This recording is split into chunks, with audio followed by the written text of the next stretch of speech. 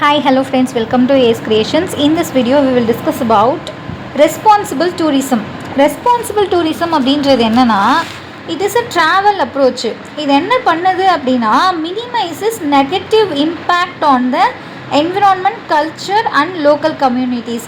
இது என்ன பண்ணுது அப்படின்னு பார்த்தீங்கன்னா, ஒரு நெகட்டிவ் இம்பேக்ட் இருக்கும் இல்லையா, அதெல்லாம் வந்து மினிமைஸ் பண்ணுது. எதை பற்றி அப்படின்னு பார்த்தீங்கன்னா, ஒரு என்விரான்மெண்ட்டை பற்றியோ இல்லை பர்டிகுலர் கல்ச்சரை பற்றியோ இல்லைன்னா லோக்கல் கம்யூனிட்டிஸ்லாம் இருக்காங்களே அவங்கள பற்றின நெகட்டிவ் இம்பேக்டை வந்து இது மினிமைஸ் பண்ணுதுன்னு சொல்கிறாங்க.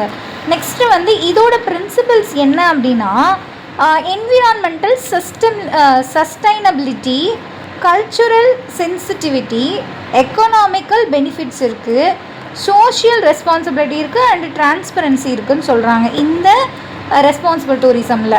இதோடைய பெனிஃபிட்ஸ் பார்த்திங்கன்னா, கன்சர்வேஷன் ஆஃப் நேச்சுரல் ரிசோர்ஸஸ்லாம் நிறைய கன்சர்வேட் ஆகுதுன்னு சொல்கிறாங்க.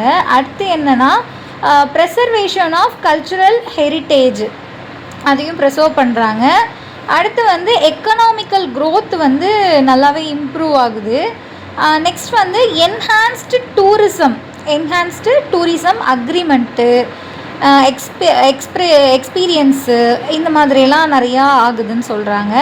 அடுத்தது பொசிஷன் டெஸ்டினேஷன் இமேஜ், ஒரு டெஸ்டினேஷன் இமேஜோட பொசிஷன் வந்து நமக்கு தெரியும், பிஃபோராகவே தெரிஞ்சிடும். இது எல்லாமே வந்து பெனிஃபிட்ஸு. நெக்ஸ்ட் வந்து சேலஞ்சஸ்ன்னு எடுத்துக்கிட்டோன்னா, ஒரு டூரிசம் இருக்குது அப்படின்னா அதோடைய கெப்பாசிட்டியை வந்து மேனேஜ் பண்ணுறதுன்றது ஒரு சேலஞ்சுன்னு சொல்கிறாங்க. நெக்ஸ்ட்டு வந்து என்விரான்மெண்டல் டீக்ரடேஷன், இது ஏற்கனவே சொன்னது தான். என்விரான்மெண்ட் வந்து எப்பவும் ஒரே மாதிரி இருக்கும்னு சொல்ல முடியாது. நம்ம ஃபிக்ஸ் பண்ண டைமில் ஒரு சீசன் வந்து வெயில் அடிக்குதுன்னு சொல்லி நம்ம ஃபிக்ஸ் பண்ணி ட்ரிப்பு போகலான்னு பார்த்தா அன்றைக்கி தான் மழை பெய்யும்.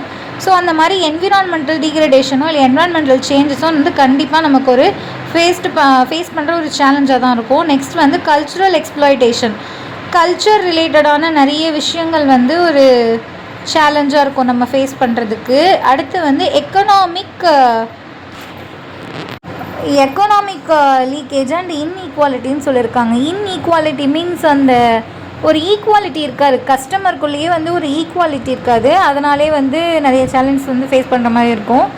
நெக்ஸ்ட் வந்து ஸ்ட்ராட்டஜிஸ்னு பார்த்தோன்னா, என்னென்ன ஸ்ட்ராட்டஜிஸ் மூலயமா இதை நம்ம டெவலப் பண்ணலாம் அப்படின்னா, ஈகோ டூரிசம் அந்த மெத்தட் மூலயமா கொண்டு போகலாம். என்னென்னா கம்யூனிட்டி பேஸ்டு டூரிசம் ப்ராஜெக்ட், இது மூலயமாவும் நம்ம வந்து இந்த 2 ஸ்ட்ராட்டஜி தான் கொடுத்துருக்காங்க இதை டெவலப் பண்ணுறதுக்கு. இந்த ரெஸ்பான்சிபிள் டூரிசம் அப்படின்னும் போது இந்த 2 ஸ்ட்ராட்டஜியை வச்சு தான் நம்மளால் எதாக இருந்தாலும் பண்ண முடியும்னு சொல்லியிருக்கிறாங்க.